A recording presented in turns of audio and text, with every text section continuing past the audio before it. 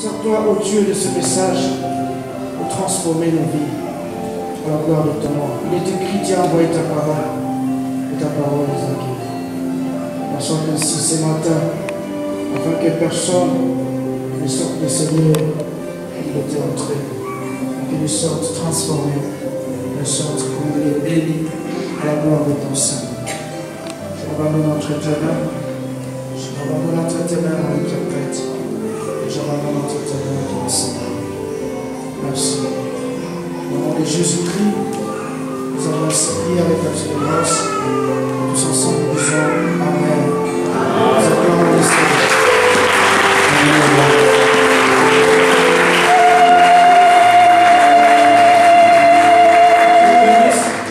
Amen. Alors, avant de passer au message, je voudrais qu'on chante encore avec la sœur Baby. Kabla kupita kuchungu tunapendelea tuimbe tena na mama Baby. Ceux-là qui peuvent l'accompagner vont rester directement. Wale watamsindikiza Pendant ce temps, je watakuja. t'invite à passer avec son équipe aussi. Kwa hiyo wakati tunamwalika apite tena naye na kundi lake. On va encourager en acclamant le Seigneur.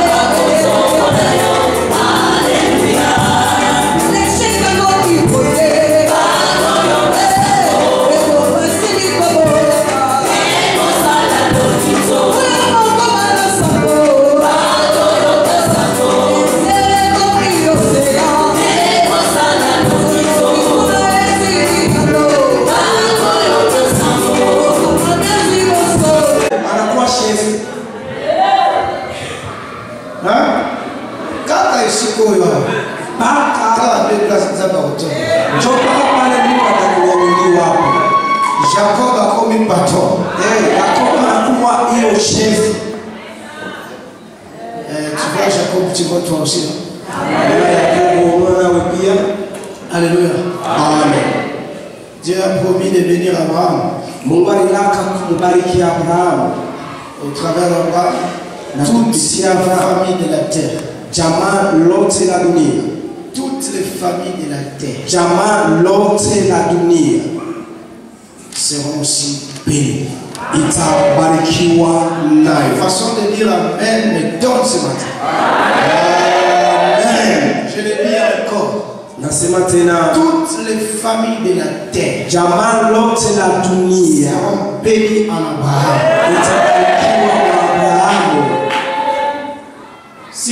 Jacob a été béni, kama Yakobo alibarikiwa, lui, au départ de son voyage, yeye kutoka msafiri yake avec un bâton, alikuwa mpaka tu na bakora, et qu'à son retour a formé 2 camps. na mkurudia alikuwa na makambi. Je le déclare du haut de cette chair, Baba na ikiri c'est kulimani la même chose pour toi qui es là. pamoja na wao. Reçois cette bénédiction-là au nom de Jésus. Amen.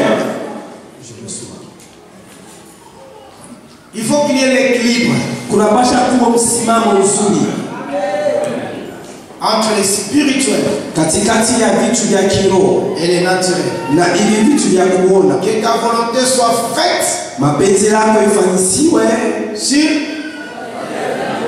comme duniani kama mbinguni.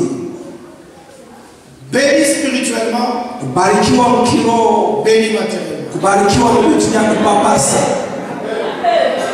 Si vous voulez voir les chèques devenir les premiers, Kama unapenda kuona huyu wa ule les derniers devenir les premiers, au wa mwisho kuwe wa kwanza, ce n'est pas par magie, aina kwa magugu, c'est par le travail, ni kwa kazi, au moyen de la grâce de Dieu. kupitia neema ya Mungu. Il y a beaucoup de gens Kuna watu wengi qui ont la grâce, wana neema, ils ont les dons, wana zawadi, mais ils n'ont rien fait lakini hawakufanya kitu par manque de travail, de l'esprit du travail. kwa kupusa hiyo roho ya kazi. Qui pouvait savoir que la sœur Baby, Baba Dinga Peter, pouvait chanter comme qui? Ouais, vous avez il fallait qu'on l'amène à travailler. Ilipasha wampeleke kutumika. Et c'est pourquoi, pour vivre la plénitude, nous parlons du travail. Ni kwa maana juu ya kuishi utele tunasema maneno ya Je vous dis kazi. la vérité. Na niambia ukweli, Dieu n'est pas un magicien. Mungu ana mchawi. Dieu sera toujours derrière sa parole Atakuwa mpaka nyuma la neno lake pour l'accomplir. juu ya kuyatimiza. Dieu respectera toujours ses principes. Mungu ataheshimiwa mpaka makanuni lake. C'est vrai dans sa souveraineté. Ni kweli Mungu wake Il peut faire les choses selon lui-même. anaweza kufanya vitu kulinganishwa na mwenyewe, Mais c'est un grand danger lakini ni hatari kubwa que de croire que Dieu est un magicien ya kuamini ya kwamba Mungu ni mchawi et qu'il te donnera les choses facilement na atakupatia vitu kwa wepesi, à toi qui croises les bras et qui refuses de kwa travailler. wewe ambaye unakunja mikono na unakatala kutumika. Que Dieu soit loué. Mungu asifiwe. Nous voulons faire la suite. Tunapenda kufata ifuatayo. Il est vrai que c'est un culte d'action de grâce, Ni kweli ni ibada la tendo la shukrani, mais nous restons dans notre thème lakini tunabakia mkishina letu compte tenu de notre temps qui part déjà. juu ya wakati zetu inasogea mbele. Je rappelle à l'église que nous sommes au dernier trimestre de 2019. Baba, nakumbusha kanisa ya kwamba tunakuwa kwa miezi 3 tu tubakilia ya mwisho. Il y a celui qui a écouté, c'est l'année de la plénitude. C'est l'année de la plénitude. Nous sommes au mois d'octobre. Nous sommes au mois d'octobre. Alléluia. Amen. Il ne faut pas être comme le comédien là, Nguruma, Ushikuwe sawa mchekezaji huyo Nguruma qui dit bon, Batoumik, qui travaille, je suis pas pressé. je ne suis pas pressé. Quand je vais commencer à courir, Non, non. il reste 3 mois Kuitubakilia miezi 3 au plénitude ya hii année. pour cette année. Donc si tu n'avais pas encore commencé à travailler, Kama ukuwa unaanza kutumika, commence dès aujourd'hui. anzia hapo leo. Alléluia. Amen. Je dis que nous allons continuer par définir le travail. Tutaendelea kwa kuleta maana la kazi. Si tu n'étais pas là, Na kama ukukuwepo dimanche dernier, siku ya henga iliyopita, je te fais rapidement, c'est rapide. Baba nakukumbusha kwa haraka.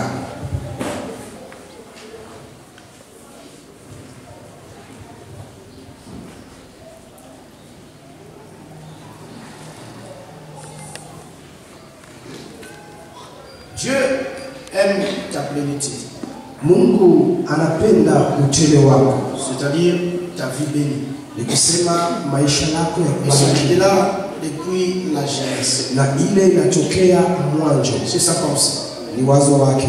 Il a créé l'homme Aliumba binadamu en les bénissant. na kumubariki, Contrairement aux animaux, kinyume cha wanyama.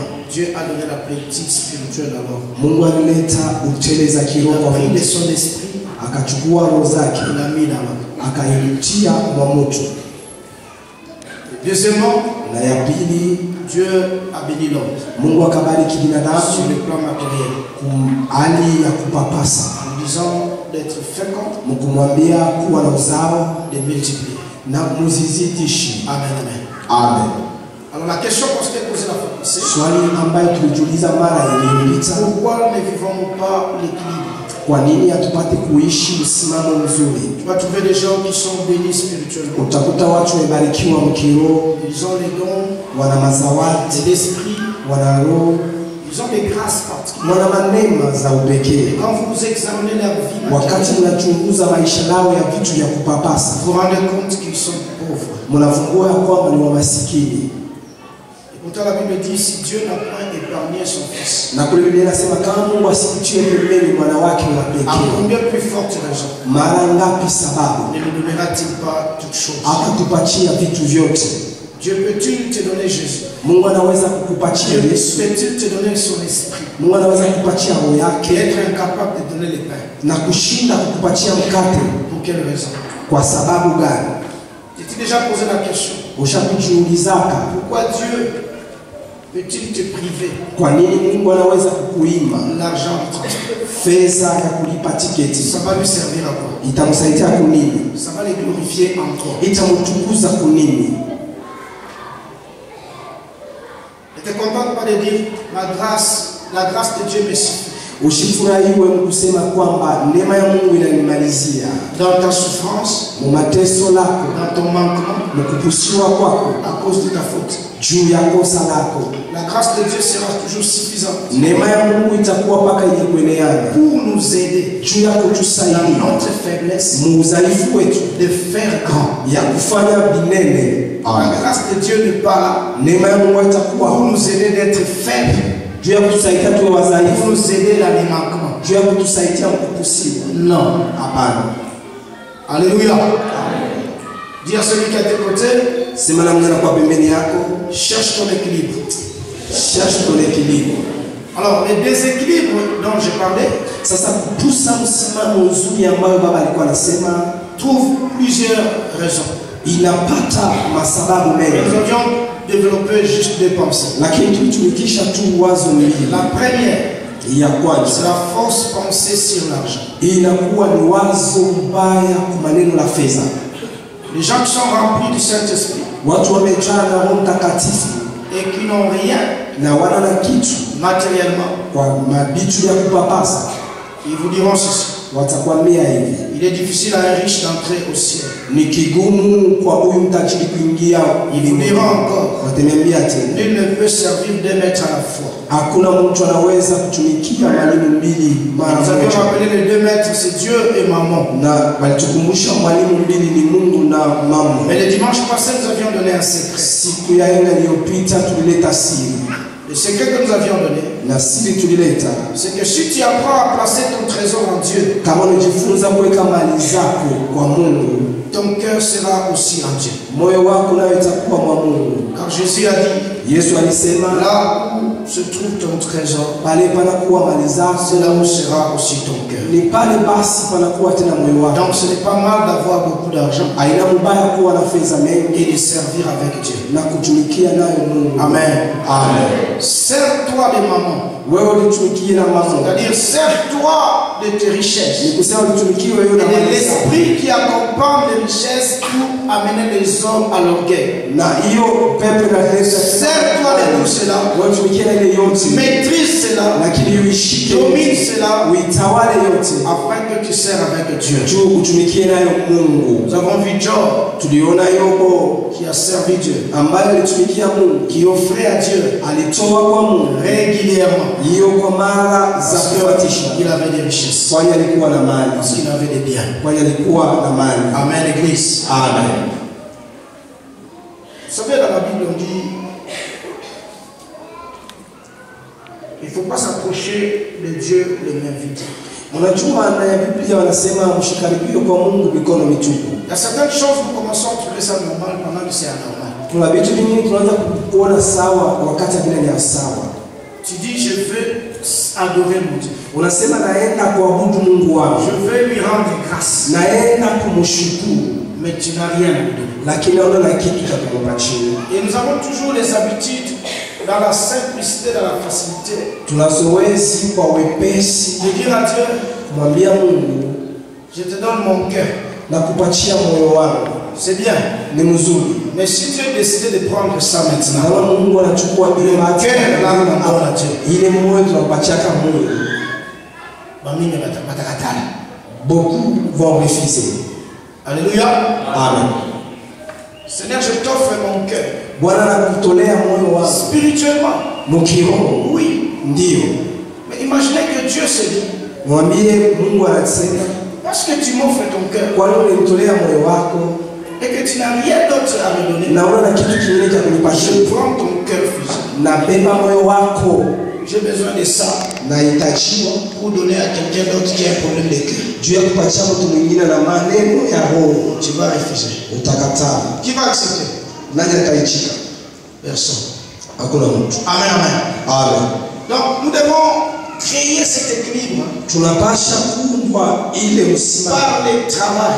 kupitia kazi. Jacob dit, Yakobo akasema Dieu a vu mon travail. Mungu anaona kazi langu. Si Dieu veut venir dans ta vie, Kama Mungu anapenda kuwa maisha lako, bénir ta vie, bariki maisha lako. que peut-il voir? Nini anaweza kuona? Nous avons travaillé ici. Tunatumika hapa, Les hommes ont chanté. watu wakubwa Vous avez apprécié. munatapa. C'est parce que le jeudi, Ni kwani mkashini nous étions ici walikuwa hapa, en train de travailler walikuwa natumika, dans la répétition walikuwa na hiyo pour produire aujourd'hui juu ya kuumba ce que vous avez suivi. ile mnafuata. Et si vous avez acclamé Na kama ulipiga mikono, ces hommes qui étaient ici, hawa wanaume pour certains, c'est la première fois de ni chanter. mara ya kwanza, Mais vous les avez acclamés. lakini mnawashiriki C'est tout simplement ni mara tu parce qu'ils ont travaillé. kwani walitumika. Dis à celui qui a tes côtés, Sema na mwenye anakuwa toi pekee, aussi on va t'acclamer. wewe atakushangilia, Mais c'est pas le résultat de ton travail. mais sur base du résultat de ton travail. J'aime aussi Job, c'est dans les rappels toujours. Baba napenda tena Yobo Job nikukumbushe. dit, mon rédempteur est. Yobo anasema mwokozi wangu ni hai. Pendant qu'il disait ça, Wakati alikuwa anasema hivi, il avait tout perdu. alikuwa anashapotesha yote. Et souvent nous le disons aussi. Mara mingi tumeisimama, Mon rédempteur est vivant. mwokozi wangu ni hai. Oui, Ndio, il est vivant. ni hai. Mais lorsque Dieu, le rédempteur, Wakati Mungu se mwokozi révèle dans notre vie, anajifungia maisha letu, il sauve l'âme, anaokoa nafsi, mais il sauve aussi nos biens. tena anaokoa hiyo mali zetu. Alléluia. Amen. Vérifiez Job. Mwangalie mzuri maneno yake, mtaona Job avait perdu.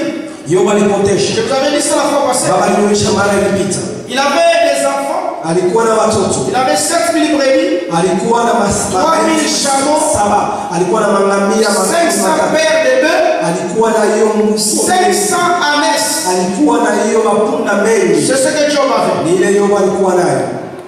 Il avait combien d'enfants? Alikuwa na watoto ngapi? 7 fils et 3 filles.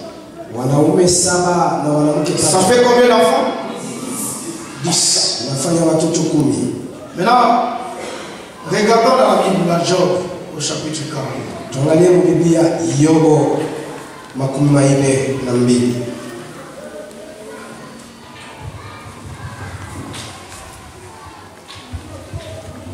Job 42.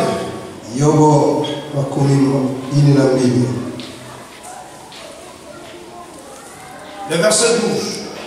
Shahidi lake la 12. Je voudrais que nous puissions lire. Vous avez un petit peu nous aider à la lecture? Le chapitre 1er. Oui, toi tu nous lis le chapitre 1er. Nous allons lire le chapitre 40. Vous nous lisez le chapitre 1er, à partir du verset 1er jusqu'au 5e. Nous lirons le chapitre 42, le verset 12 jusqu'au verset 15. Job chapitre 1er, le verset 1er jusqu'à 5, nous lisons pour la gloire de Dieu. Il y avait dans le pays d'Uth un homme qui s'appelait Job. Et cet homme était intègre et droit. Il craignait Dieu et se détournait du mal. Il lui naquit 7 fils et 3 filles. Combien de fils? Et 3 fils. Et 3 filles. Il possédait 7000 brebis. Combien de brebis? Ok. 3000 chameaux. 3000 chameaux. 500 paires de bœufs. 500 paires, je vous ai dit, ça fait 1000, n'est-ce pas? Et puis combien d'ânesses? 500 ânesses. Ok, merci. Vous pouvez vous limiter par là. Alors maintenant, dans Job 42, le verset 12. On peut lire ensemble, il est 3. Pendant ces dernières années, Job récit de l'Éternel plus de bénédictions qu'il en avait récit dans l'Éternel. Combien de bénédictions? Plus. Amen. Amen. Mon Rédempteur est vivant. Mwokozi wangu ni hai. Il sauve l'âme de Job, Anaokoa nafsi ya Yobu, mais il lui donne au-delà de ce qu'il avait perdu. lakini anampatia zaidi ya ile ambayo alipotesha. C'est un équilibre. Inakuwa ni msimamo. Alors regardez maintenant. Mwangalieni sasa. Il posséda 14 000 brebis. Avant, il en avait combien? 7 000. Dieu fait comment? Il double. Mungu anazidishi mara mbili. J'ai dit la fois passée, c'est pas gentil que tu puisses mourir pauvre. Aina mzuri upate Ce n'est pas gentil que tu puisses perdre, continuer à perdre. Aina mzuri uanze kuendelea mpaka na kupotesha. Moi, je crois que Dieu t'amène l'abondance. Même si on te combattait aujourd'hui, ce que tu auras perdu, Dieu est capable de te le restituer doublement. Parce qu'il faut qu'il y ait toujours l'équilibre. Job a souffert. Dieu a vu sa souffrance. Et Dieu n'a pas oublié le travail de Job. Jacob lui a dit, Dieu a vu ma souffrance, mais Dieu a aussi vu mon travail. Dieu lui restitue. Continuons. Il posséda 14 000 brebis. Et puis combien? Avant il en avait combien? 3 000. Vous savez que Dieu connaît les calculs. Dis à celui qui a écouté, Dieu connaît. Il sait calculer. Il sait calculer. Que Dieu calcule ce que tu as perdu. Amen. Et quoi encore? Avant il en avait combien? Ah, acclame d'abord pour Dieu. Et aussi il a eu combien? 1000 paires de bœufs et puis 1000 ânesses. Avant il en avait combien? 500. Est-ce que quelqu'un comprend ça? Amen. Il y aura toujours l'équilibre. Dieu verra toujours ta souffrance. Et Dieu verra toujours ton travail. Dieu se lèvera comme un rédempteur. Pour sauver ton âme, pour sauver ce que tu as perdu injustement. Parce que ton travail ne sera jamais vain. Mais ce n'est pas seulement les brebis. Regardez les autres. Verset 13. Il dit 7 fils et 3 filles. Avant il avait combien? 7 fils et 3 filles. Dieu lui ramène les fils. Dieu lui ramène les filles. Je dis que Dieu te ramène ce que tu as perdu. Amen. Mais il y avait une particularité. Les versets 14 et 15. La Bible dit quoi? Il aura à la première le nom de Jérémie. À la seconde celui de Kétia. à la troisième, celui de Keren Apik. Est-ce que les premiers enfants ou les premières filles de Job ont donné leur nom? Non. Maintenant, le verset 15 dit quoi? Il n'y avait pas dans tout le pays d'aussi belles femmes que les filles de Job. Dieu lui restitue ses enfants, mais il l'améliore. Il lui donne de belles femmes. Les fruits du travail. Nous allons voir ça. Lorsque nous parlerons des capitaux, Dieu t'a créé aussi les producteurs. Il ne faut pas que nous ayons la forme. Il ne faut pas avoir des enfants qui n'ont pas de forme. Ce n'est pas l'équilibre. Tu pries en langue, tu sers le Seigneur. Si on regarde les enfants que tu as, ça ne s'explique pas. Comme si c'était des incarnations de démons. Que Dieu te donne de beaux enfants. Que Dieu te donne de belles filles et de beaux garçons.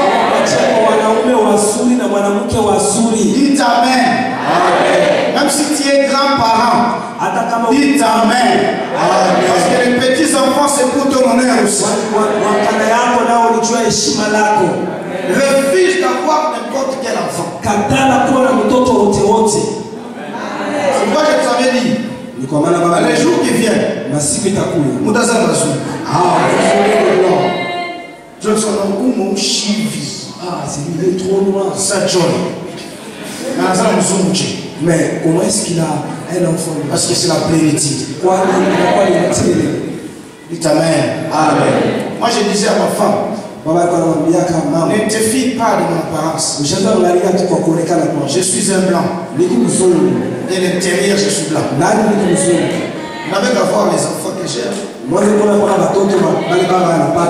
amen. Amen. Dieu bénisse. Amen. C'est comme ça que vous allez voir. Votre pasteur. Vous avez l'impression comme si nous n'avons rien. Mais vous prospérez. Vous savez pourquoi? Parce que vous êtes mes enfants. La bénédiction de Dieu en moi, c'est communique en vous. Amen. Tout ça, c'était les rappels.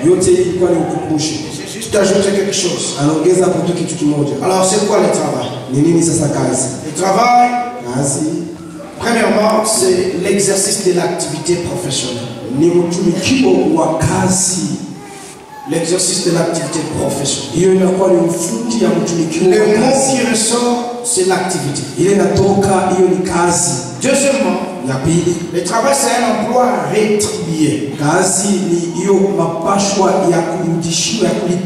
Amen. Amen. Donc, le mot qui est là, c'est la rétribution. Ou encore la rémunération. Retenez. Je vais donner mon message en lisant. Je vais commenter aussi. Dieu a créé l'homme actif. Et il a fait que le travail de l'homme ne soit pas vain. Sois actif.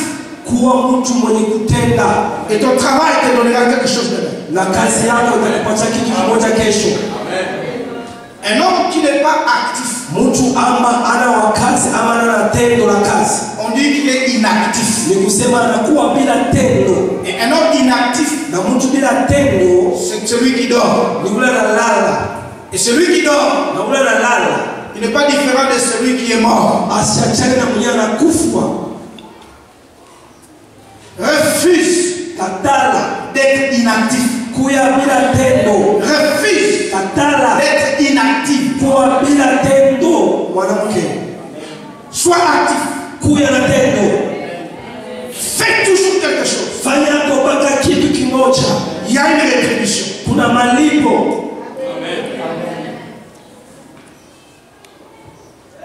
Selon l'esprit de Genèse, chapitre 2, le verset 15. Je lis ça au nom de Jésus.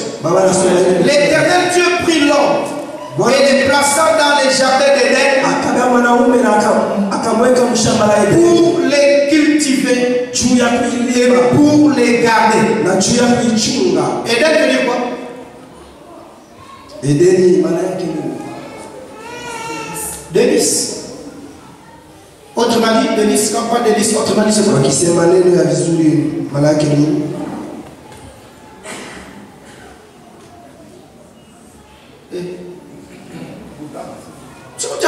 C'est délicieux. On va délicieux. vizuri. C'est délicieux. Ni ya kutamu. Vrai faux. Kweli bongo. Tu veux vivre ce qui est délicieux. Unapenda kuishi na kuwa kutamu. Cultive les jardins. Lima shamba. Garde les jardins. Chunga mzuri shamba.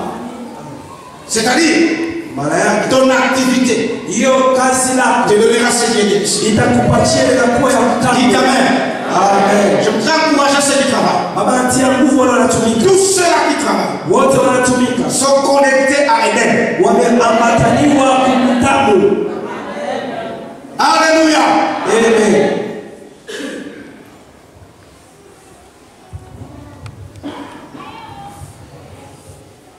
Dans Timothée, la Bible dit l'ouvrier mérite son salaire. Timotheo Biblia inasema mfanyakazi anastahili mshahara lake. C'est dans 1 Timothée 5:18. Timotheo 5:18. Et dans 1 Corinthiens 15:58. Wakorintho wa kwanza 15. La Bible nous exhorte de travailler de mieux en mieux. Biblia inatufundisha kutumika. Sachant que notre œuvre dans le Seigneur ne sera pas vaine. Kujua ya kwamba kazi yetu na Bwana itakuwa ya bure. Et dans Jérémie 22 au verset 13. Yeremia 22 saidia. La Bible montre que c'est un mal Biblia inatuambia ni mbaya que de priver à l'ouvrier son salaire. kuima mfanyakazi mshahara lake. Je déclare à quelqu'un, Nakiri na mtu au nom de Jésus, jina la Yesu. ton travail ne sera plus vain au nom de Jésus. Kazi yako itakuwa ya bure mchina la Ton Yesu. salaire ne te sera plus privé au nom de Jésus. Mshahara lako itakuiniwa mchina la Yesu. Parce que Dieu, dans cette année de plénitude, Kwani Mungu mwenye va wake te connecter à ton Éden. atakuambatanishwa La kukutana. façon de dire Amen maintenant. Amen. Sois connecté à l'Éden. Ambatanishwa kuendeni. Vous savez, à cause du péché, Unajua juu ya dhambi, Dieu a chassé l'homme de l'Éden. Mungu akafukuza mtu Edeni, Mais par la rédemption de Christ, lakini kwa ukombozi wa Kristo il est venu pour que tu puisses rentrer en Éden. anakuja tupate kurudi mwendeni. C'est-à-dire dans Jésus, Ni kusema ndani ya Yesu il y a ton Éden. unakuwa Edeni yako. Donc quand il vient, Wakati il anakuja te donne non pas la vie seulement, asikupatie mais mpaka il te maisha, donne aussi l'abondance. anakupatia tena Reçois la vie, reçois l'abondance au nom de Jésus. Pokea uzima, pokea utele mchina la Yesu. Alors selon l'esprit de Genèse 2, Sasa kuunganishwa na hiyo mafikiri ya Mwanzo 2, Dieu donne à l'homme la responsabilité Mungu anapatia binadamu hiyo madaraka de cultiver les jardins ya kulima shamba et de garder les jardins. na kuchunga shamba. Et le mercredi, nous avions vu dans l'étude biblique Na mkazi tatu tuliona hiyo majifunzo ya que Biblia. quand Dieu parle de cultiver et de garder, Wakati Mungu anasema neno ya kulima na kuchunga, il donne à l'homme la responsabilité anapatia mtu ama binadamu madaraka d'entretenir, ya kulinda nzuri, d'aménager, ya kutengenesha, de maintenir, ya kuchunga, d'administrer, ya kuongozwa, d'organiser, ya kutengenezwa, protéger, ya kukinga, gérer, ya kulinda, travailler ya kutumika et prendre soin du jardin. kuona kuichunga mzuri shamba. Amen. Amen. Un jour, j'avais dit ceci. Siku moja baba alisema hivi, Si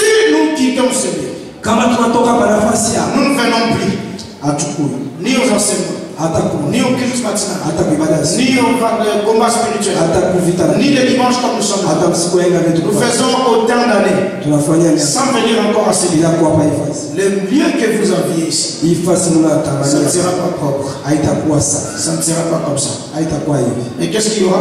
itakuwa hivi. Vous serez étonné que même sur le carreau ici, il y aura des arbres qui vont pousser. Mtashangaishwa hata hapa kwa makao. Quelqu'un a déjà vu les images sur la maison de feu président Mobutu à Guado? C'est comment? Pourquoi? Abandonné, manque d'entretien. C'est la même chose. Dieu a créé, il a mis les jardins il prend l'homme, il le met là-bas. C'est pour que l'homme puisse améliorer les choses. Embellir, entretenir, faire tout ce qu'il faut. Et c'est ça l'activité. Dieu ne descendra pas du ciel pour venir faire des choses à ta place. Dieu a plutôt besoin de toi pour qu'au travers de toi qu'il fasse des merveilles. C'est ainsi que la Bible dit, avec Dieu, nous ferons des exploits. Sans travail, il n'y a pas de dette, il n'y a pas de délices, il n'y a pas la joie.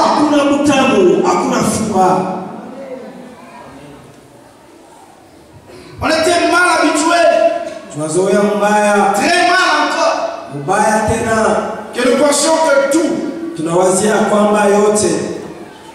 ça vient par la grâce.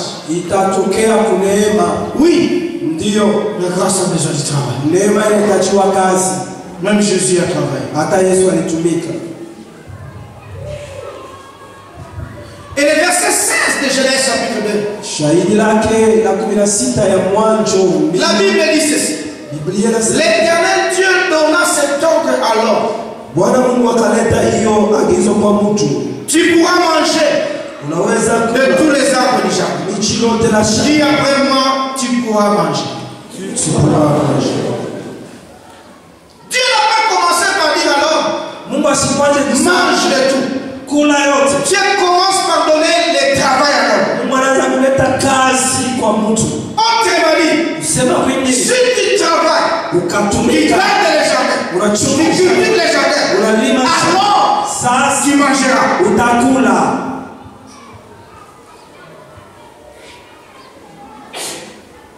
C'est un ordre, retenez bien, c'est un ordre. Dieu donne l'ordre, Dieu donne l'ordre. C'est un ordre. Un ordre, c'est-à-dire quoi? Une instruction. Ça reste ainsi et ça ne change pas.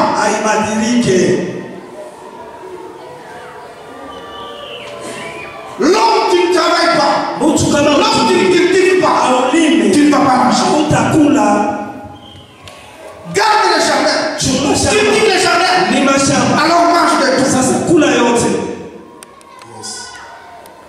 Dans la dernière partie, Dieu donne une interdiction. Tu marches de tout, mais ce qui est de l'arbre de connaissance de bien et de mal, ça c'est réservé à moi Dieu.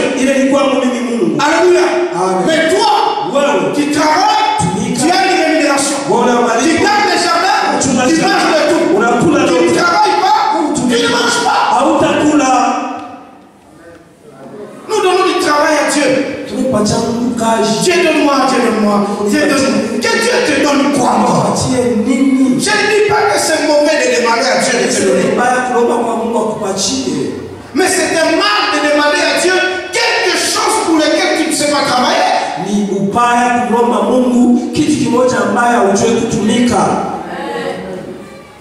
revenons à Dieu pour les mêmes demandes.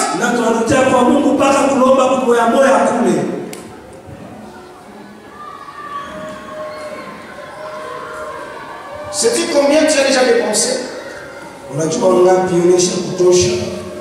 Depuis que tu avais été conçu. Combien on a dépensé pour toi? Un jour je disais, il y a des enfants qui ont été exigeants. Depuis les seins de la maman qui ne voulait pas manger n'importe quoi. Maman ne m'écoute. Tout ce qu'il a, c'est les matébélés, c'est les sommes et tout ça. Mais toi, tu as refusé toutes ces choses. À chaque fois que maman voulait manger, elle avait toujours, je m'excuse, à vomir. À tel enseigne que les pauvres papa, qui traitent de sorciers aujourd'hui, c'est privé de choses pour amener les cerveaux à maman. Mais le problème, ce n'était pas maman, c'était toi. Depuis qu'on a commencé à dépenser, pourquoi jusqu'à aujourd'hui, il y a 40 ans, tes parents continuent à payer pour les loyers. Mais c'est de la sorcellerie.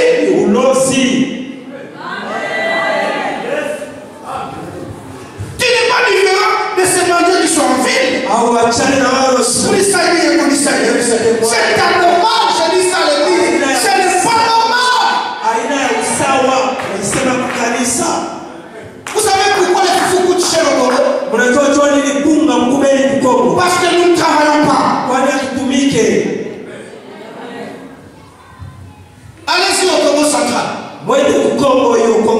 Il y a des gens qui mangent avec le manioc, les repas, le condiment avec le manioc. Parce qu'ils travaillent, ils ont les manioc. À l'est, ils ont les pommes de terre. Ils mangent les squats, les manioc, ils mangent les riz, ils mangent les patates douces, ils mangent les macarons aussi, les carreaux et quoi. Ils mangent de tout ça. Les parents n'en parlent même pas. Parce qu'ils ont ça. Mais ils travaillent. 40 ans. On paye pour toi les loyers. Et tu attends qu'on paye pour toi la note. Depuis que tu avais pris la femme d'autrui, tu attends que ta famille à toi puisse payer la note pour toi. Dis toi-même. Non, écoutez. Le manque de travail, je vous dis, si quelqu'un ne travaille pas, il n'est pas tellement différent d'un sorcier.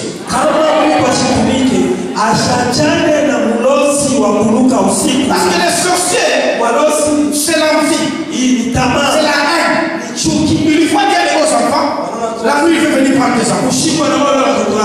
Pas la vérité, soit je pas dans ta tête. Quand je souffrais pour avoir ces enfants, toi tu étais là. Tu sais combien d'énergie j'ai perdu pour ouvrir ces enfants?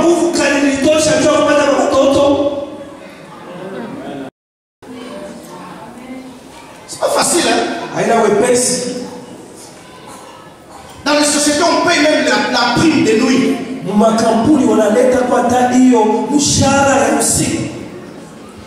Tes propres enfants, toi-même tu fais les enfants. Mais quelqu'un d'autre va payer les enfants de tes enfants. Si les grands frères n'ont pas l'argent de l'Europe, tes enfants ne vont pas étudier. C'est pas normal. Pendant ce temps, tu pries à l'âme. Il y a des femmes qui vendent des fils que les cacahuètes, les arachides, pour payer les enfants de leurs enfants.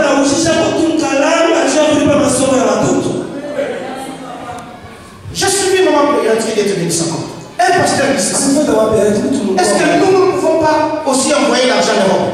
Dis, regarde, ton frère a déjà fait beaucoup. Tu dis, je vais lui faire une surprise. Tu dis, qu'en faire? Et puis, elle prend. Elle va te la faire. Oui, alors, pas encore. Non.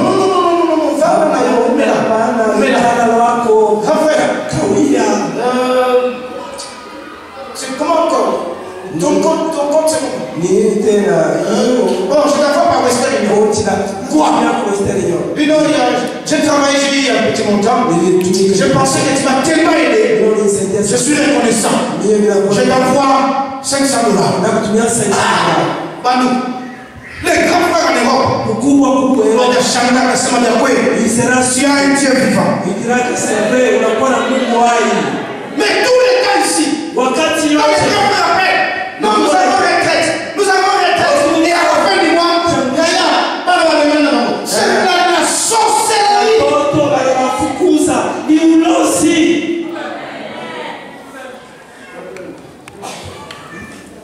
ne peux pas vivre la plénitude si tu ne travailles pas.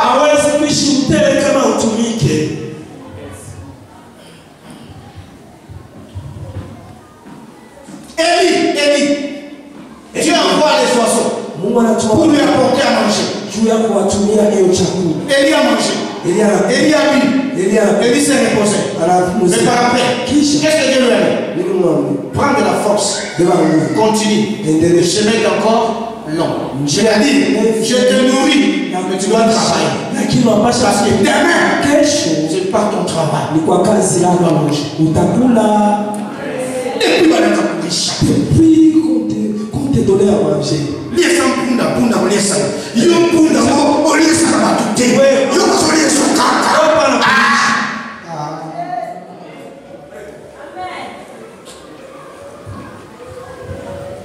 C'est l'ordre.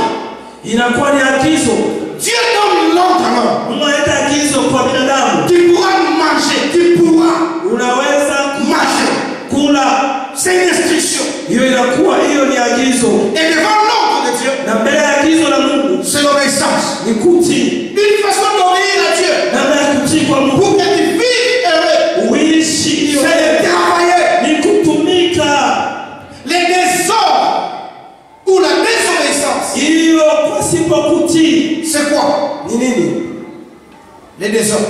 hiyo mvuruko. Tu dis, je te donne l'ordre. Mungu anapatia agizo. Si tu ne travailles pas, Kama utumike, c'est que tu tombes dans les désordres. ni kusema unaanguka mvuruko. On est ensemble? Tu pamoja. Si tu travailles, Ukatumika. tu respectes l'ordre. Wewe unaheshimu obedience. Ni kusema unatii. Si tu ne travailles pas, Kama tu ne utumike respectes pas l'ordre, c'est-à-dire que tu désobéis. ni kusema unatokutii. Il y a beaucoup de désobéissants. Kuna watu mingi hawatii. Beaucoup. Des fois, humainement parlant, on se dit pourquoi on fait beaucoup de prières, mais on n'a pas les résultats. Mungu mtu kusema, "Jua tunafanya maombi mingi sana lakini hatuna na matokeo." Écoutez, si tu demandes à Dieu de te donner du travail, Ukalomba Mungu. ce n'est pas à Dieu d'aller écrire pour toi la demande d'emploi.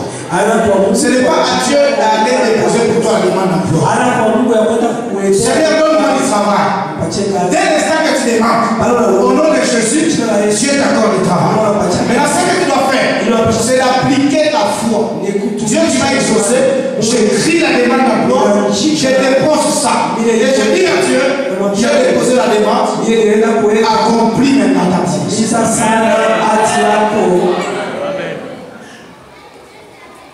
Donne-moi du travail, Seigneur. Et on prophétise même. Des fois, la sécurité, la modérate, il prophétise. Je déclare aujourd'hui, le chômage est tombé au nom de Jésus. Vous êtes encore chômeur aujourd'hui. Est-ce qu'il y a un homme ici?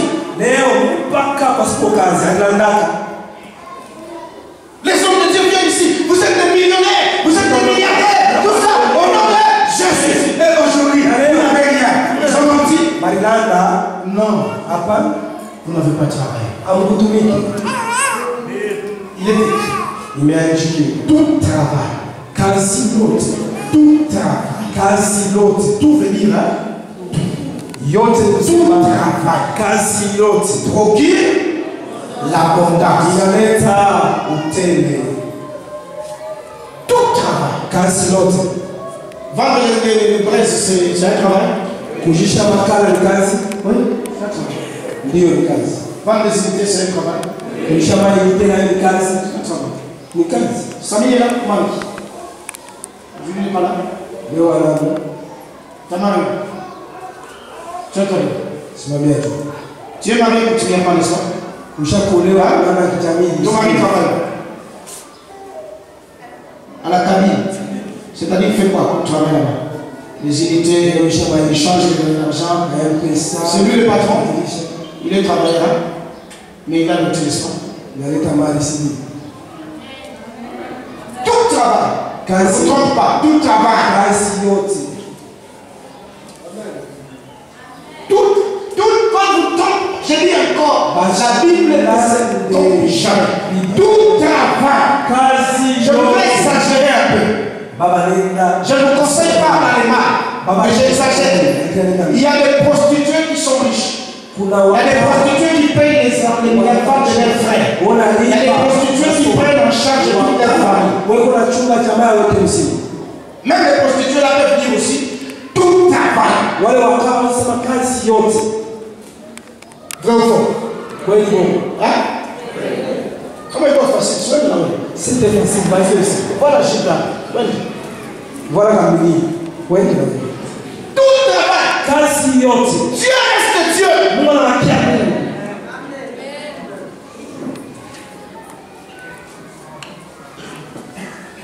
C'est non. Il y a qui? Tu ne travailles pas. Dieu a les autres. Tu ne travailles pas. Dieu est désobéissant. Et il n'y a rien de rapport entre Dieu et ceux qui ne travaillent pas. Vous savez pourquoi? L'apôtre Paul dit, dans 1 Corinthiens 14, le verset 33 de la première partie. Dieu n'est pas un Dieu de désordre. Autrement dit, il est le Dieu d'ordre.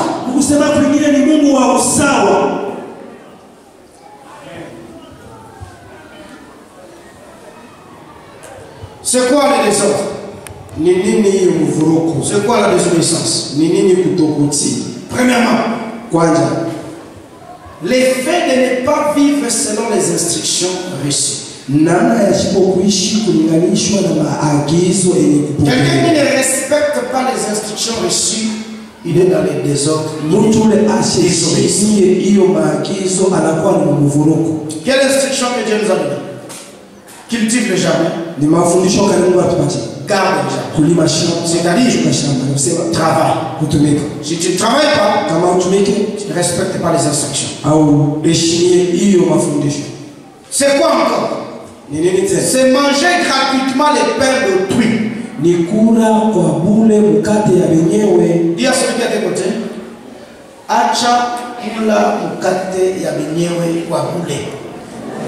Acha kula mkate ya wenyewe kwa bure. Isaac ni baba, anasema Isaac c'est un père. anamwonyesha mtoto wake, Il a eu les enfants, il dit unipikia supu, prépare-moi la soupe, nitakubariki. je vais te bénir. Ni baba, C'est mais anajua kesho kula supu kwa mtoto kwa bure. jamais kunywa soupe ya Parce que mtoto. mwali, wewe ushakula supu kwa watu sana. Tu as mangé ma soupe ya watu mingi sana. Et tu l'as donné quoi? Uliwapatia nini?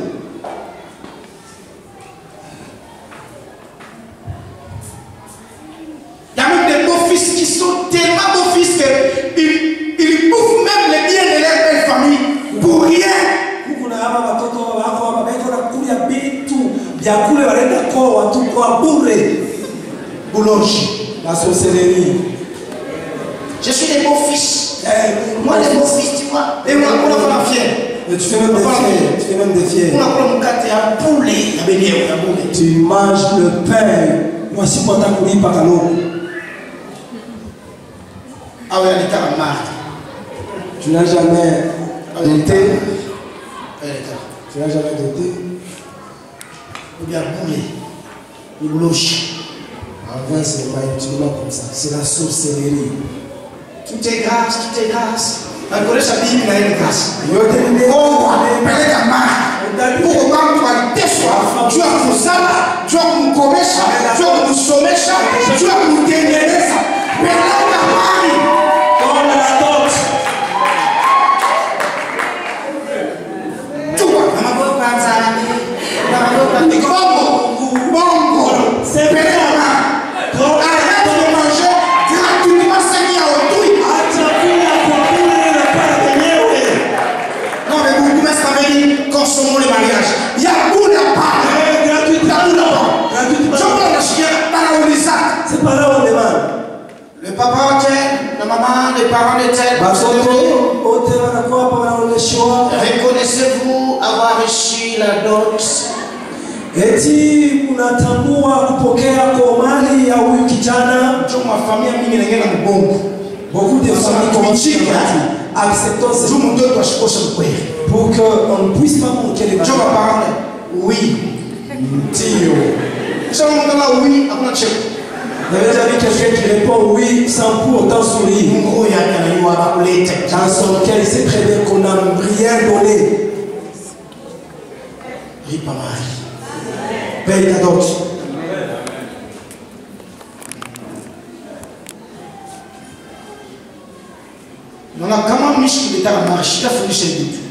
Si le pasteur n'avait pas donné la dot, parce qu'on peut pas j'ai le ministère, j'ai le ministère, on ne donne pas de prêcher. Où t'as fourni chez Dieu? Tu vas enseigner ça comment? Toi, tu n'as pas encore donné la dot. Tout le monde va dire amen, mais le beau-père va dire tort. Bota kasema amina, lakini huyu ng'ombe atasema toa. Mina katala. Tu n'as pas encore payé la dot. Il faut on pique pour moi l'homme. On va quand même combattre. Non, ce n'est pas de l'orgueil. Paye la dot. Riba mali. Non, même on est là, c'est qu'on t'avait demandé. Riba pour la saïd et la flomba. On te demande les chaussures. Dans la salle de chaussettes. Et on a oublié les chaussettes. Parce qu'on a écrit. Pour celui-là, tous les chaussettes. Achète les chaussures. Et puis on te donne ma chaussette et la manche.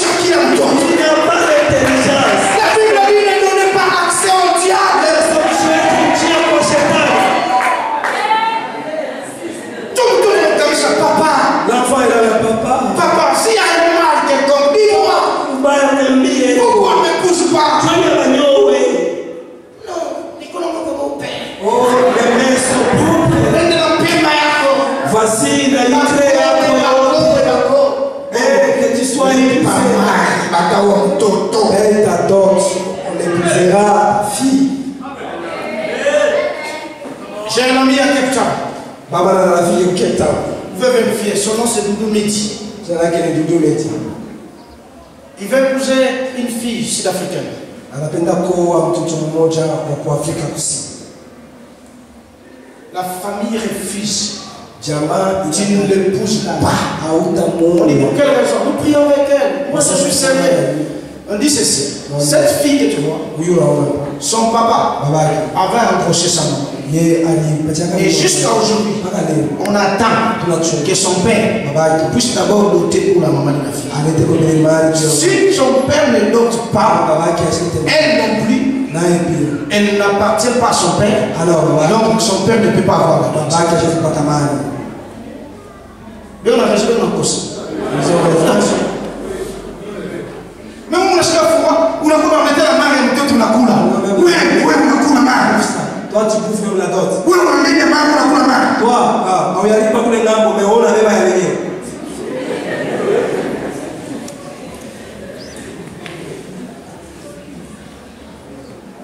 Laban a échoué de prendre Rachel et Léa. Parce que Rachel et Léa appartenaient à Jacob. Il avait déjà donné la dot.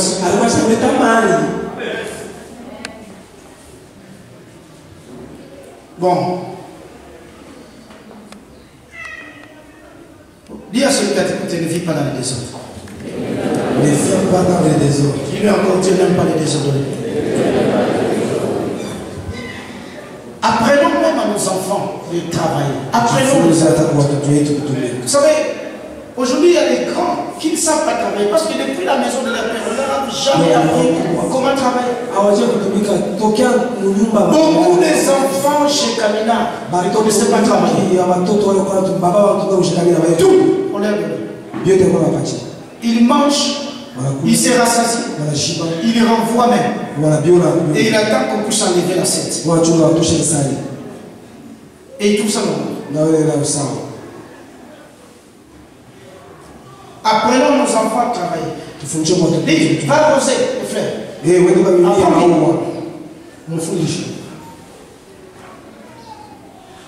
Apprenez même à faire les commerces. Abraham, tu fais le commerce, n'est-ce pas?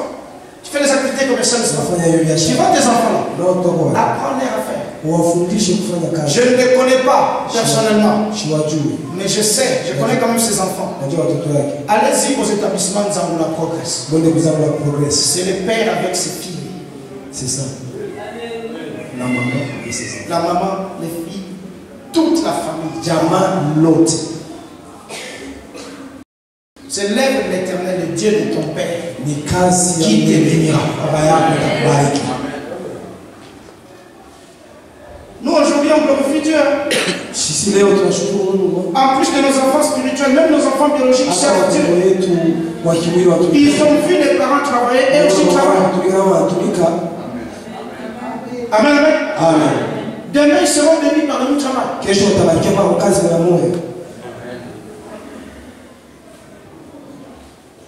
Si demain il devenait, je ne sais pas qui, milliardaire ou quoi, là, non.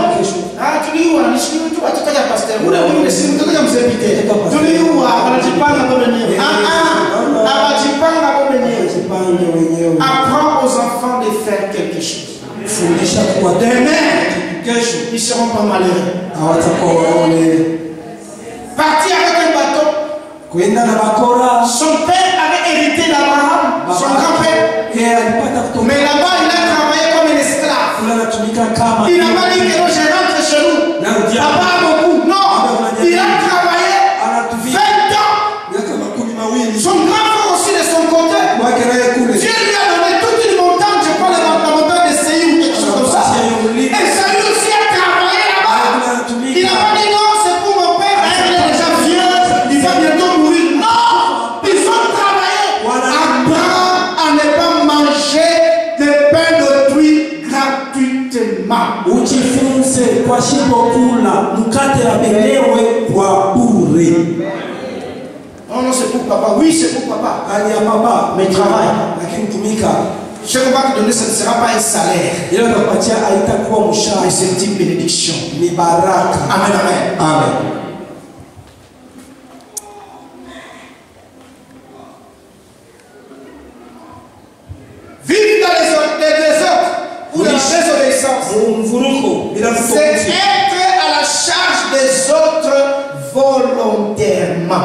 ni kuya hiyo kumadaraka ya wengine kwa shiko kutaka mwenyewe. Volontairement. Kwa shiko kutaka. Toi-même tu as pris la décision d'être en charge des autres. Ya kuya tu madaraka mwingine. Allô? Oui, envoie-moi d'abord ça de l'argent. Je dois payer les 1000 francs. Non, tu as fait garde chez moi. Il y a des hommes comme ça, remplis de démons. On les appelle dans les plans spirituels des chefs. Mais pas selon Dieu, mais selon les diables, parce qu'il est imitateur de tout. Vous avez des chefs. Vous avez fait des cotisations de la famille. Lui ne donne rien. Mais vous savez ce qu'il va faire? Le jour de l'enterrement. Petit. Dis, tu as fait ma biche 15. Tu as 15 ici. On a quoi ma coûte? Dis, ouais, c'est combien toi? 50 000. Ok. Domi, dis, où arrive dans toi? Oui, pour lui partir ma coûte. Tu m'as donné l'argent. Tout ça, il veut être à chaque. Donc, pas mon enjoyer. Mais pas vous ici. Non! Mais qu'on fait pour lui. L'église n'a pas besoin de ça. Et même si les gens, il y a des gens qui vont pécher volontairement, mais parce qu'ils veulent que vous invitez à la nommer, vous invitez à la fouiller à Tchakoula, vous invitez à la. Non, c'est de la sorcellerie, ça. Vous n'êtes pas ensemble, où est mon Dieu? C'est toi, vous, à Tchakoula, où est mon Dieu? Souffre avec ton péché toi-même. Tu veux qu'on te prenne en charge volontairement, Yves. Ne faites pas ça. Basma Dieu mon anglais, mon catch américain. Hein? Don't try it. At home. Hein? Don't try it. Mshiifanye kwenu kunyumba. Na mimi na mimi mshiifanye tena kwa nyumba. Baba na yeye anasema naye mshibifanye kunyumba. Kama unapenda bakubeba en charge, ujiachirie hapa vile tunaimbaka na maboko ya Nzambe. Hapana maboko ya mkubwa. Hapana en charge. Ujiachirie vile wanasemaka mikono ya Mungu. Et il y a des familles comme ça. J'insiste, je ne sais pas pourquoi Abraham, ça me revient à Abraham. Abraham, il y a des gens comme ça dans des familles. Ils font des dégâts eux-mêmes volontairement parce qu'ils savent que Ataka Mandibamba, Abraham ataripa. Kuku watu wanamwanga mankalanga na buluma. Non, ndiko matenda mu prison. Non. Écoutez, il peut pas entrer en prison. Non, non. Kotola kabantu. Kama unafanya volontairement kwangu mimi, si tu utaenda ku prison. Kwako chez moi, tu iras en prison. Utaenda. Tu iras en prison. Sasa pasteur na buluma eko nayo. Pasteur yashi. Buluma bwangu ndikuona mtu akufa munzambi. Hii ya mambo akujitafutia. Non, toi-même, tu te crées des problèmes. Una ndevu wako yote na ndevu. Avec tes barres. Unaenda kuviolana. Tu vas violer. Kisha mimi nilipe makuta njoo utoke. Moi je viens payer. Je ne paye pas. Même Dieu va me demander, tu as payé l'argent pourquoi? Ulilipa. Atamwambia Mungu asa, nilipe jua nini? Vous venez, vous me bénissez. Je transpire, je travaille. Et je prends l'argent. Je vais payer parce qu'il y a un violeur dans ma famille et moi je dois payer. Un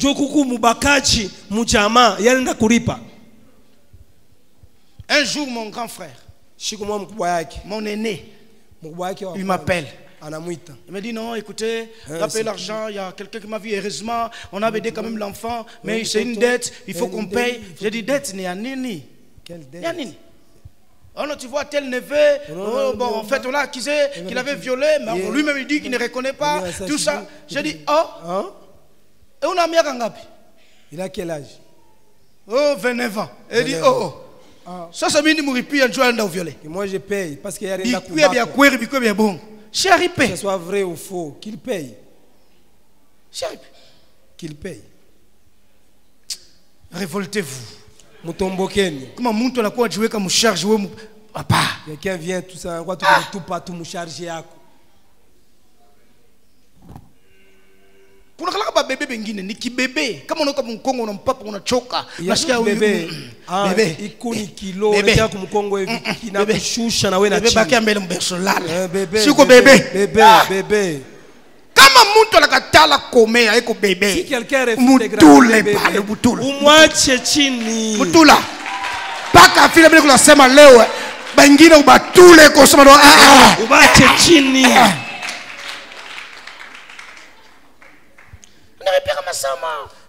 Mon janvier, mon février, mars,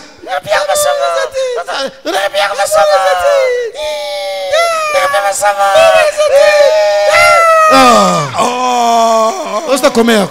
Tu as déjà grandi, non? Unaona Mungu anasaidiaka. Dieu aide. Wewe ulizobelia paka bakulipia masomo. Toi tu es habitué. Hapa wanasema masomo ni gratuité. Hapa wanasema masomo ni bia bure. Wanalipia gratuité. Ainako. Amina. Wendo kajiandikisha wewe mwenyewe.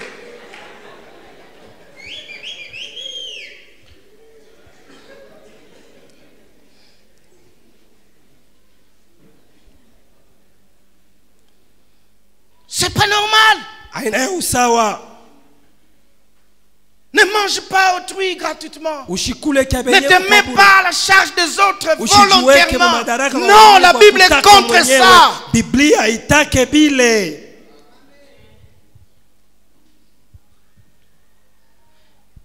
Et une dernière caractéristique dans la définition de vivre dans les désordres, dans la désobéissance, na tabia ya mwisho muma hiyo maana ya kuishi muvuruko, c'est de ne pas travailler ni kusipo kutumika en ne s'occupant que de futilités.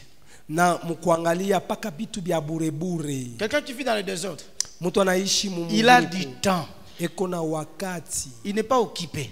Yeye asina na Lui, maneno. il a du temps. Yeye kuna wakati. C'est pourquoi il s'occupe de futilités. Ni kwa maana ena ngara paka bile bya bure bure. Tu as vu comment ils avaient chanté? Uruna vile barimba. Bikwa tout bien. C'était bien. Mais ben il la noir, moi la face tout ma dessin qui ont porté des noirs avec des dessins. Ça veut dire quoi? Ça veut dire quoi? Des autres. Il a le temps pour s'occuper des futilités. Pendant que nous travaillons, on adore Dieu, on saute, on acclame. Johnny. Johnny, c'est quoi ça? Tu connais chaque yenjo, ce sont des futilités parce que tu n'as rien à faire. Dis à celui qui est à ta côté, on n'a pas besoin de gens qui n'ont rien à faire. On n'a pas besoin de gens qui n'ont rien à faire. C'est pas normal. Futilité. Pourquoi il a dit love you too much? Pourquoi il ne pouvait pas dire seulement love you too much? Nakupenda sana. Join to say to chini. Love nakupenda sana. Ça fait quoi? Futilité. Bien boule boule tout. Ah voilà tout bien, madame coiffé très bien. C'est bien. On a ongeza gel up. On ongeza gel. Tu as neka tu gel up. Na hivi fuku tu ya kukatanga gel ile. Sitamlobanisha mangu. Tu as neka tu gel. Jote fani. Shitamutelemuka baba mangu. Est-ce que bina kuangalia kuni? Ça te regarde. Tu n'as rien à faire. Tu as le temps pour rien. Una wakati tu ya bure.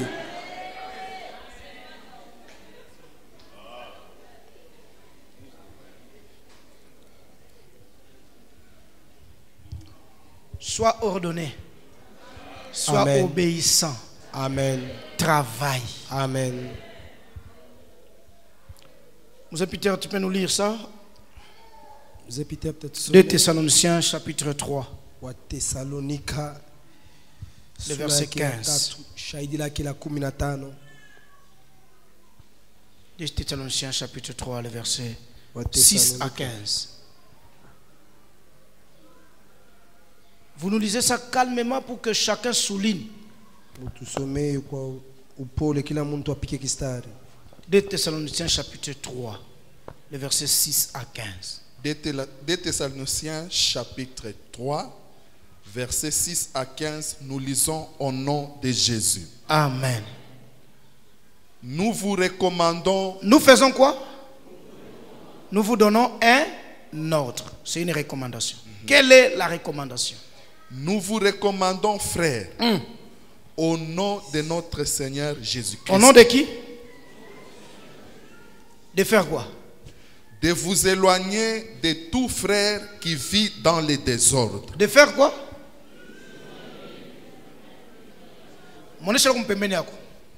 C'est au nom de Jésus, je suis prêt à m'éloigner de toi. C'est au nom de Jésus, je suis prêt à m'éloigner de toi. Dis-lui encore, frère, Aïna Misa.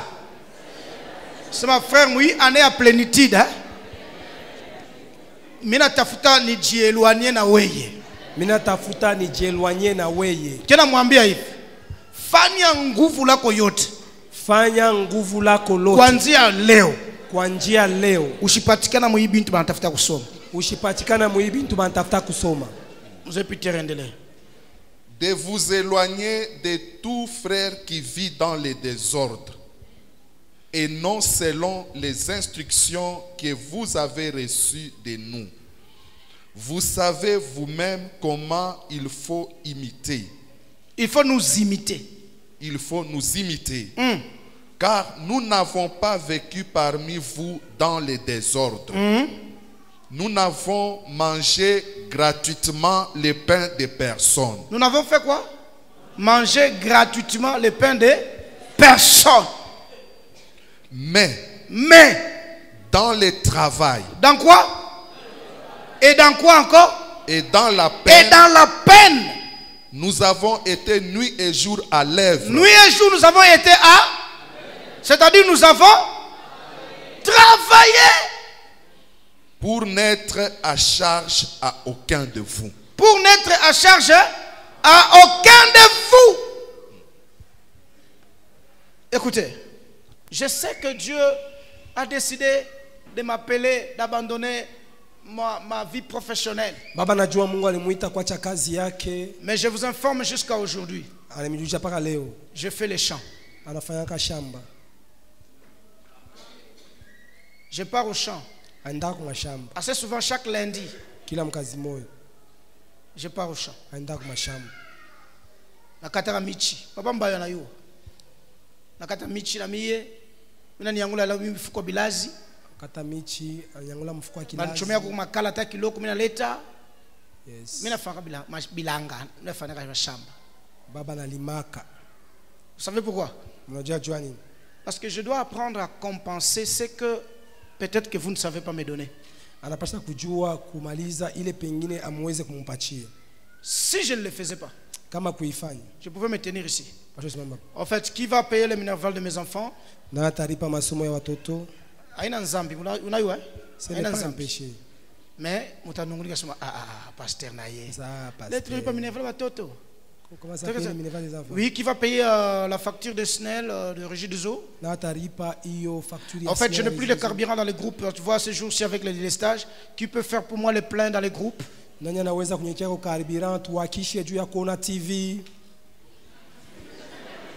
Je travaille, nuit et jour.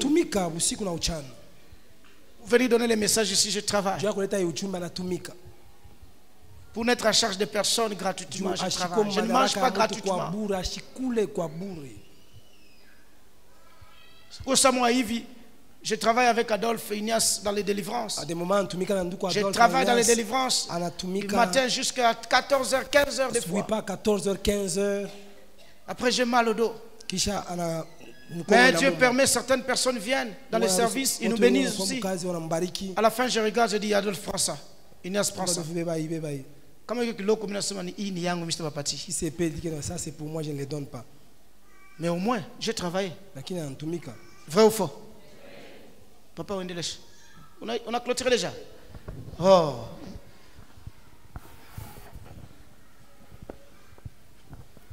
C'est ça, ce sont des futilités. Moi, je travaille, toi, tu regardes à l'air.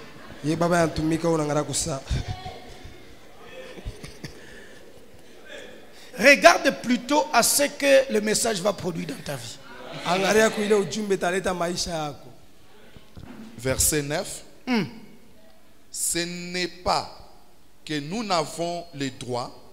Ce n'est pas que nous n'avons pas les droits. Nous en avons les droits. Nous pouvons prendre de votre argent. Nous pouvons être pris en charge par vous. Totalement, vous pouvez nous prendre en charge. C'est pourquoi j'aime toujours dire ce que vous faites déjà, que Dieu vous bénisse pour ça. Il y a des gens qui nous habillent, que Dieu les bénisse encore. Mais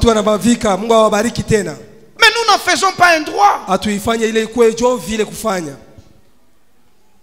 Savez-vous que je peux me lever un jour, je dis, maman Julie, tu es où? Amène-moi ton véhicule, mets le plein, j'ai besoin de faire des couches. Elle ne va pas refuser. Mais on n'en fait pas un droit. La Bible dit quoi dans la suite? Mais nous avons voulu vous donner à nous-mêmes un modèle à imiter. Un modèle à imiter. Si nous travaillons, c'est pour que vous puissiez travailler. C'est pour que vous puissiez nous ressembler. La fois passée, je vous ai dit, je suis venu avec une valise. Mais si je vais rentrer, je peux rentrer avec les cargos. Juste pour prendre mes biens. C'est un modèle pour vous, non? Si vous venez chez moi, je suis en train de construire. Un homme est venu chez moi et dit, vous dites que vous n'avez pas l'argent, mais vous construisez. Mais je vous dis ceci. Là où je fais les champs, mon gardien là-bas, il me propose, il me dit ceci. Papa, ça veut dire qu'on a kishukulu. Puis comme ma brique. Moussa en vous là. Fait des briques. Ou mon cimetière ou kashamata. Donc on a fait ma brique sana. Comme ça tu as ujish. On va vendre. Tu n'as pas ta makuta. Tu as kurimisha nayo. Na ingine ta kusaidia papa. Ça va beaucoup t'aider papa. J'ai dit oui, tu as raison. OK, on a ça va. Tu as fait ma brique. On fait ma brique. Juste au moment où tu as fait tu choma ma brique. Il y a un besoin chez moi. Il faut des briques. Mais on n'a pas l'argent. Je vous ai dit la fois passée, hein? J'étais dans les besoins de $10,000. Mais Dieu réjoue de manière que vous ne comprenez pas. Je regarde les devis des maçons. Brique par brique. Si c'est combien de $1,000? Je dis, oh, mais on n'a qu'à cuire les briques. On résout les problèmes. On a cuit les briques. Maintenant, on manquait l'argent pour transporter les briques. Prendre les briques de Kassamba, amener jusqu'ici. C'est beaucoup d'argent qu'on demandait. Mais Dieu m'a révélé un fils. Il dit, appelle tel enfant, demande-lui, il va donner la solution. J'appelle. Il me dit, oui papa, il n'y a pas de problème, j'ai d'ailleurs un canter.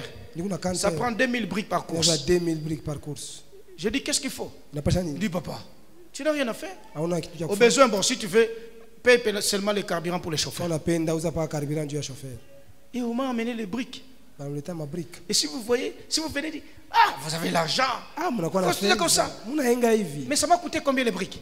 Le travail. C'est simple. Je vous donne l'exemple. Allez travailler. Allez travailler. Les gens seront étonnés de ce que vous faites. La suite. Verset 10. Car lorsque nous étions chez vous, nous vous disions expressement.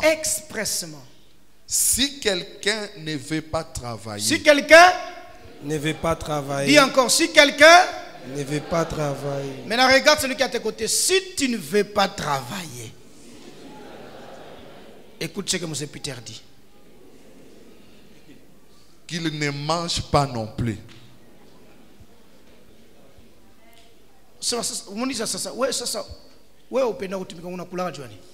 tu ne veux pas travailler. Pourquoi tu manges? Moi je travaille. Je travaille. Iko facile. Ni kazi kula na kula mai ni kazi bongo. Travaille alors tu vas manger. Cultive les jardins, garde les jardins et je te donne que tu peux manger tout. Yes.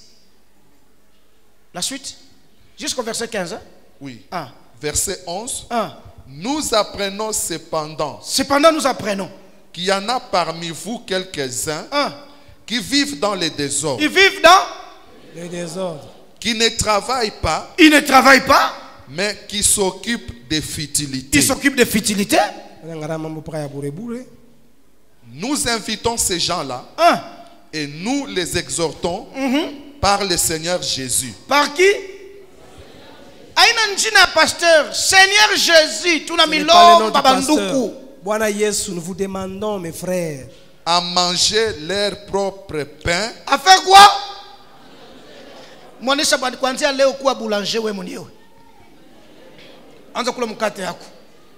Oui. À manger leur propre pain en travaillant paisiblement. En travaillant paisiblement. C'est quel verset, papa? Verset 12. 12. Verset 13 maintenant. Pour vous, frères, ne vous lassez pas de faire le bien. Oui. Et si quelqu'un n'obéit pas à ce que nous disions par cette lettre, Oui. notez-les Notez-les. et n'ayez point de communion, de communication avec lui. N'ayez point quoi? De communication. Mon Dieu, Je suis dans mpembeni yako. mazungumzo. Dis à celui qui est à tes côtés. Utakuya hors permettre kwanzia leo. Utakuya hors périmètre kuanzia leo.